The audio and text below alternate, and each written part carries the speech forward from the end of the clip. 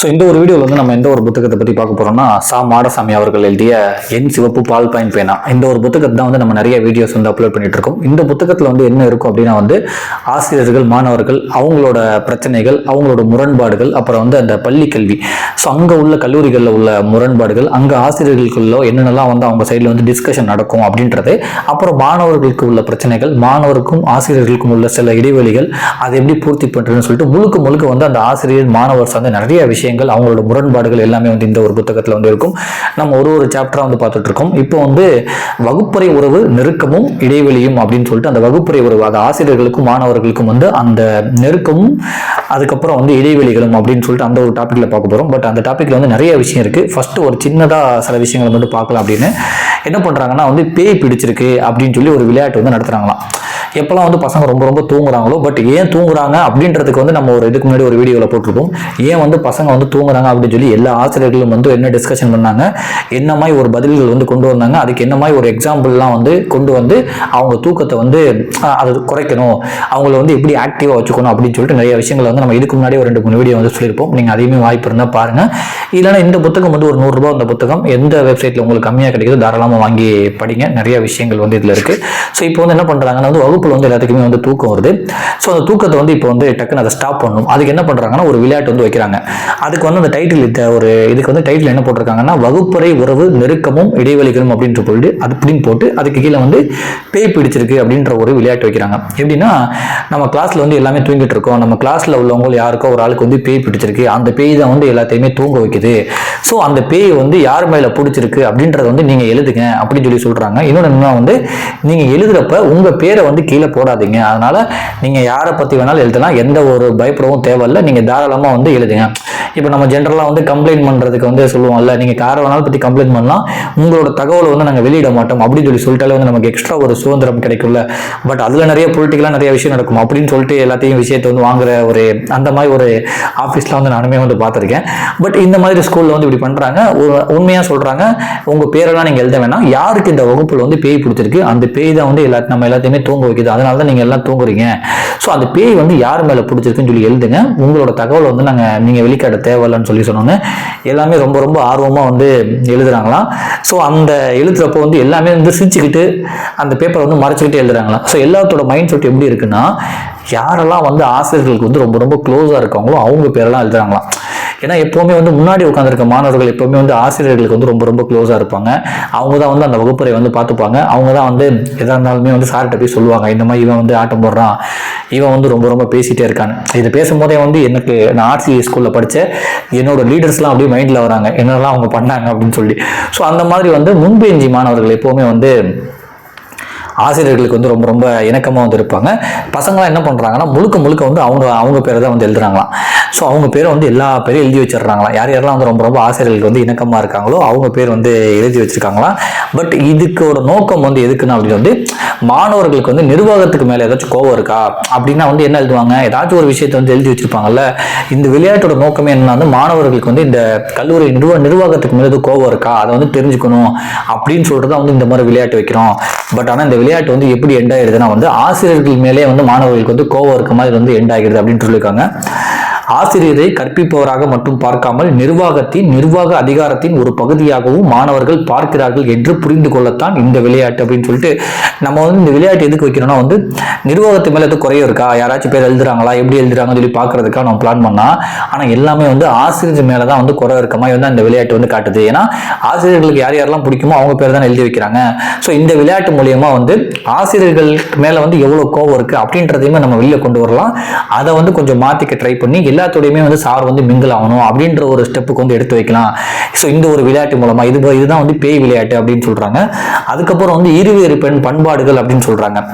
அதை பத்தி என்ன சொல்றாங்கன்னா வந்து ஃபர்ஸ்ட் டாபிக்ல வந்து அந்த பேய் விளையாட்டுன்னு சொல்லி இதை பத்தி சில விஷயம் கண்டுபிடிக்கிறாங்க. என்ன முரண்பாடுகள் இருக்கு ஆசிரியர்களுக்குள்ளேயும் மாணவர்களுக்குள்ளேயும், ஆசிரியர்களுக்குள்ளேயும் மாணவர்களுக்குள்ளேயும், மாணவர்கள் நிர்வாகத்துக்குள்ளேயும், இந்த மாதிரி ஒரு 3 விஷயங்கள்ல வந்து என்னென்ன முரண்பாடுகள் இருக்குன்னு சொல்லி இந்த மாதிரி பேய் விளையாட்டு அப்படின்ற ஒரு விஷயத்த சொல்லி அது சில விஷயம் வந்து கண்டுபிடிக்கிறாங்க. அதுக்கப்புறம் வந்து இருவேறு பண்பாடுகள் சொல்லிட்டு அது சொல்றாங்க. என்னதான் வந்து ஆசிரியர் மாணவர் வந்து ரொம்ப ரொம்ப க்ளோஸா இருக்காங்க, சில ஆசிரியர்கள்லாம் வந்து சொல்லுவாங்களாம், என்ன சார் இவன் நமக்கு ஆப்போசிட்டாவே இவன் பண்றானே சார், நானே வந்து நம்ம நிர்வாகத்துக்கு ஆப்போசிட்டா தான் நான் இருக்கேன், லாஸ்ட்ல இவன் என்ன ஏன் பேரே எழுதுறானே சார், இப்படி நம்மளே வந்து இங்க நடக்கிற சில விஷயங்கள்லாம் வந்து அகேன்ஸ்டா தான் வந்து நம்ம இவ்வளோ பேசுறோம், நம்ம நிர்வாகத்துக்கு அகேன்ஸ்டா வந்து எவ்வளவு விஷயங்கள் நம்ம பேசியிருக்கோம், மாணவர்களுக்கு எவ்வளவு சப்போர்ட் பண்ணி பேசியிருக்கோம், ஆனா லாஸ்ட்ல வந்து இவன் வந்து நம்ம பேரே எழுதுறான் சார், இந்த மாதிரி குறை இருக்குன்னு அப்படின்னு சொல்லி நிறைய ஆசிரியர்கள் வந்து ரொம்ப ரொம்ப வருத்தப்படுவாங்களாம். பட் அது என்ன முக்கியமான காரணம்னா, இவன் வந்து அந்த நிர்வாகத்தையே வந்து ஆசிரியர் நினைச்சுக்கிட்டு இருக்கானா.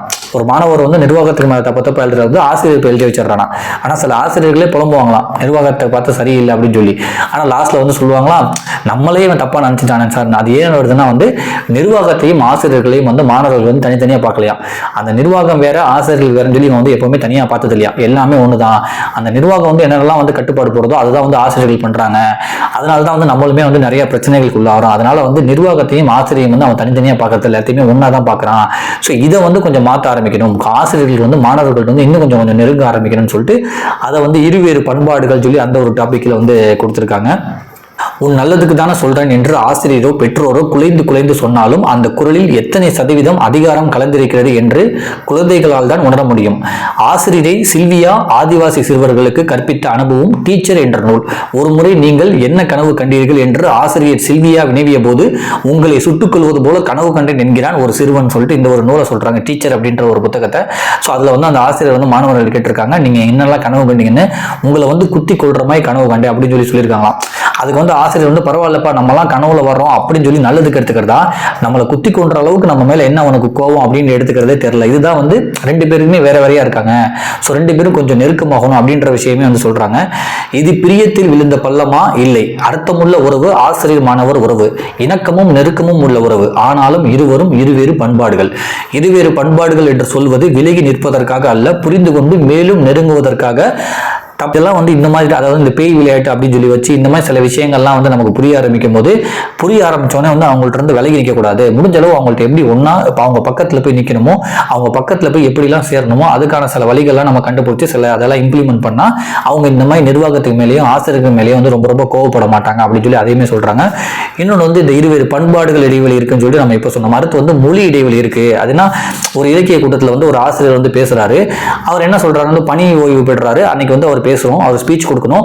அவர் என்ன பண்றாரு, அடுத்து நம்ம இதை பார்க்க போறோம், அடுத்து நம்ம இதை பத்தி பேச போறோம் அப்படின்னு சொல்லி சொல்றது போல, அடுத்து வந்து இந்த ஐட்டத்தை வந்து நம்ம பார்க்க போறோம், அடுத்து வந்து அந்த ஐட்டத்தை பார்க்க போறோம் அப்படின்னு சொல்லி அந்த மாதிரி ஒரு வார்த்தை வந்து யூஸ் பண்ணிருக்காராம். அதை பார்த்து பசங்க எல்லாமே வந்து இந்த ஐட்டம்ன்றதை வந்து ஒரு வேற மாதிரி ஒரு டபுள் மீனிங்கா வச்சு வந்து எல்லாமே சிரிச்சுக்கிட்டு இருக்காங்க.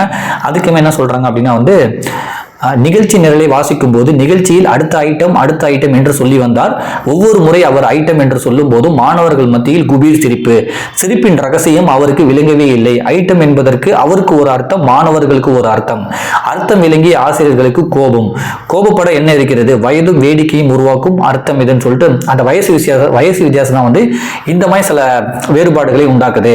இது வந்து ரெண்டு பேத்துக்குமான மொழி இடைவெளி. இதையுமே நம்ம வந்து கொஞ்சம் கொஞ்சமா சரி பண்ணிட்டு அவங்களோட போய் மிங்கிள் ஆகணும். ஏன்னா ஆசிரியர்களுக்கு தெரியல இந்த மாதிரி வார்த்தை யூஸ் பண்ண இந்த மாதிரி ஒரு டபுள் மீனிங்ல போய் முடியும்னு சொல்லிட்டு இதுவுமே வந்து இப்போ உள்ள ஆசிரியர்களுக்கும் மாணவர்களுக்கும் நிறைய இடைவெளியா இருக்கு. இதையுமே நம்ம சரி பண்ண ஆரம்பிச்சா அவங்க கூட வந்து ஈஸியா மிங்கிள் ஆகலாம். அதையுமே வந்து சொல்றாங்க இந்த மொழி இடைவெளின்னு சொல்லிட்டு. அடுத்து வந்து லட்சியம் யதார்த்தம் அப்படின்னு சொல்லிட்டு அதுக்கு கீழே என்ன சொல்லியிருக்காங்கன்னா, வெத்தலைப்பட்டி, ஹிட்லர் மீசை, நெடுமரம் இப்படி எல்லாம் வந்து நமக்கு வந்து பேர் வைக்கிறாங்க அப்படின்னு சொல்லி நிறைய ஆசிரியர் வந்து புலம்புவாங்களாம். வெத்தலைப்பட்டி, ஹிட்லர் மீசை, நெடுமரம்னு சொல்லிட்டு. ஆனா ஆசிரியர்கள் என்ன சொல்லுவாங்கன்னா வந்து, அதான் சார் அந்த கோனார் வீட்டு பையன் அப்படின்னு சொல்லி அந்த ஜாதியை சொல்லி அந்த பையனை வந்து அடையாளம் காமிக்கிறது. இல்லைன்னா வந்து அந்த ஒரு 3 பேத்துக்கு நடுவில் வந்து ஒரு குள்ளமா ஒரு பையன் உட்காந்துருப்பானே அவன் சார் அப்படின்னு சொல்லி இந்த மாதிரி விஷயம் வந்து நம்ம வந்து மாணவர்களை சொல்லும் போதெல்லாம் வந்து ஆசிரியர்கள் வந்து தப்பா நினைக்க மாட்டாங்க.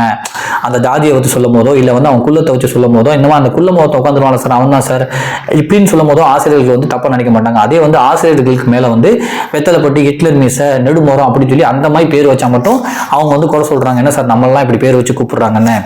ஸோ இதுவுமே வந்து ஒரு யதார்த்தமான இடைவெளி வந்து அவங்க 2 பேத்துக்குள்ளே இருக்கு அப்படின்றாங்க. அப்புறம் என்ன சொல்லுவாங்களா வந்து, அப்புறாணி மாதிரி இருந்துட்டு பரீட்சையில பாருங்க சார் எப்படி காப்படிக்கிறான் அப்படின்னு சொல்லி அப்படின்னு சொல்லுவாங்க. அப்புறம் வந்து நீ என்ன செய்வியோ எது செய்வியோ தெரியாது, ஆனா அடுத்த டைம்ல வந்து எனக்கு வந்து நீ 50 மார்க் பாஸ் மார்க் வாங்கி காட்டணும் இப்படின்னு சொல்லுவாங்க. அதாவது எந்த விதமான ஒரு ஸ்டெப்ஸ் எடுக்காம ஓப்பனா இந்த மாதிரி ஒரு அதிகாரம் செலுத்துவாங்க. அதுவுமே வந்து அவனுக்கும் ஆசிரியர்களுக்குமான நிறைய இடைவெளி வந்து உண்டாக்குது அப்படின்றாங்க. பரீட்சையில் அப்படி அப்புறாணி மாதிரி இருந்துக்கிட்டு பரீட்சையில் அப்படி காப்பி அடிக்கிறான் என்று ஆதங்கப்படும் ஆசிரியைக்கு நீ என்ன செய்வியோ ஏது செய்வியோ அடுத்த பரீட்சையில் 50 மார்க் வாங்கி காட்டணும் என்று தான் போடும் மட்டமான உத்தரவு குறித்து உறுத்துதல் இல்லை. ஸோ அவன் வந்து தன்னை வந்து இந்த மாதிரி பேர் வச்சு கூப்பிடுறான்னு சொல்லி அந்த மாதிரி உறுத்துது ஆசிரியர்களுக்கு. ஆனால் அவனை வந்து அதிகாரம் பண்ணி வந்து நீ எந்த ஒரு இதை ஃபாலோ பண்ண அதை ஃபாலோ பண்ணு சொல்லாம என்ன பண்ணுவே எது பண்ணுவே தெரியாது 50 மார்க் எடுக்கணும் அப்படின்னு சொல்றதோ இல்லை வந்து அப்புறாமே இருந்துட்டு பரீட்சையில் பிட் அடிக்கிற பாரு அப்படின்னு சொல்றதோ வந்து அவங்களுக்கு வந்து பெருசாக உறுத்தவே இல்லை. ஆனால் அவங்கள சொன்னா மட்டும் உறுத்துது. இந்த மாதிரி வந்து பசங்க மாணவர்கள் ஆசிரியர்களுக்கு வந்து இடைவெளி இருக்குன்றாங்க. மாணவன் காப்பி அடித்தால் குமுறும் நெஞ்சு தான் வேலை பார்க்கும் பள்ளி கல்லூரிகளில் நடக்கும் கல்வி வர்த்தக கொள்ளைகளை கண்டும் காணாதிருக்கும் ஞானப்பல பக்குவத்தை பெற்றுவிடுகிறேன்னு சொல்லிட்டு பசங்க காப்பி அடித்தா மட்டும் இந்த மாதிரி பரபரப்பா வந்து அவனை வந்து என்னென்ன செய்யறதோ எல்லாமே செய்யறாங்க ஆசிரியர்கள். அவனை வந்து இதெல்லாம் பண்றாங்க. பட் ஆனா அந்த பள்ளி கல்லூரிகளில் வந்து ஏகப்பட்ட கொலை நடக்கும், ஏகப்பட்ட விஷயங்கள் நடக்கும். ஆனால் அதை பார்த்து அவங்க வந்து கண்டுக்கவே மாட்டாங்க. மாணவர்கள் ஏதாவது சொன்னா மட்டும் அதை மட்டும் பிடிக்கிறாங்க. அதுவுமே வந்து மாணவர்களுக்கு வந்து நிறைய பிரச்சனைகளை உண்டாக்குது. அவங்க 2 பேத்துக்குமான இடைவெளியை வந்து உண்டாக்குது. தராசுகளும் சமமாக இல்லை, புரிதலும் தெளிவாக இல்லை. பள்ளி கற்பிக்கும் லட்சியத்துக்கும் பள்ளியில் நடக்கும் யதார்த்தத்துக்கும் உள்ள இடைவெளி வரைந்து காட்ட முடியாத பெருவழின்னு சொல்லிட்டு ஸோ அந்த நம்ம பள்ளியில் வந்து அந்த லட்சியத்துக்காக வந்து நிறைய இதெல்லாம் பண்ணணும் அதெல்லாம் பண்ணணும்னு சொல்லுவாங்கல்ல, அதெல்லாம் சொல்லுவாங்க. இதெல்லாம் நீ பண்ணணும், இப்போதான் வந்து உன்னோட லட்சியத்தை அடைய முடியும் அப்படி இப்படின்னு சொல்லி மாணவர்களோட சொல்லுவாங்க. ஆனால் அதே பள்ளியில் வந்து ஏகப்பட்ட பிரச்சனை நடக்கும். இதுக்குமே வந்து ஏகப்பட்ட இடைவெளி இருக்கும். ஸோ இதெல்லாம் வந்து மாணவர்களுக்கு வந்து பிரச்சனையா இருக்கு. அதனால தான் வந்து மாணவர்களும் ஆசிரியர்களுக்கு வந்து நிறைய இடைவெளி வருது. இதெல்லாம் வந்து சரி பண்ணும். ஸோ மாணவர்களை வந்து இதெல்லாம் பண்ணு அதெல்லாம் பண்ணுன்னு சொல்றதை தாண்டி பள்ளி கல்லூரிகள் வந்து ஏகப்பட்ட பிரச்சனைகளுமே நடக்குது. அதையுமே நம்ம சரி பண்ணிட்டு மாணவர்கள்ட்ட போய் ரீச் ஆனா அவங்க நம்ம நம்ப ஆரம்பிப்பாங்க, நம்மள்ட்ட வந்து ரொம்ப ரொம்ப இணக்கம் ஆரம்பிப்பாங்க. இல்லைன்னா வந்து நிர்வாகத்துக்கு மேல பிரச்சனைன்னு சொல்லிட்டு அதை நிர்வாகத்துக்கு மேல காட்டாம நம்மளோட ஆசிரியர்கள் மேல தான் காட்டுவாங்க. அதை நம்ம வந்து சமாளிச்சு தான் வேற ஆப்ஷன் இல்லைன்னு சொல்லிட்டு ஸோ ஆசிரியர்கள் மேல உள்ள குறைபாடுகளுமே இதை சொல்றாங்க. அதுக்கப்புறம் இது வந்து அடுத்தடுத்த டாபிக்ல வந்து போயிட்டே இருக்கு. இதை வந்து நம்ம அடுத்த ஒரு வீடியோல பார்க்கலாம். இதுதான் வந்து நம்ம இந்த வீடியோல பார்க்க வந்தது. முழுக்க கல்வி சார்ந்து, மாணவர்கள் சார்ந்து, ஆசிரியர்கள் சார்ந்து, அவங்களோட உளவியல் சார்ந்து, அவங்களோட சிந்தனைகள் சார்ந்து, அவங்களோட டிஸ்கஷன் சார்ந்து நிறைய விஷயங்கள் வந்து இந்த புத்தகத்தில் இருக்கு. நீங்க வாய்ப்பு இருந்தால் வாங்கி படிங்க. நன்றி.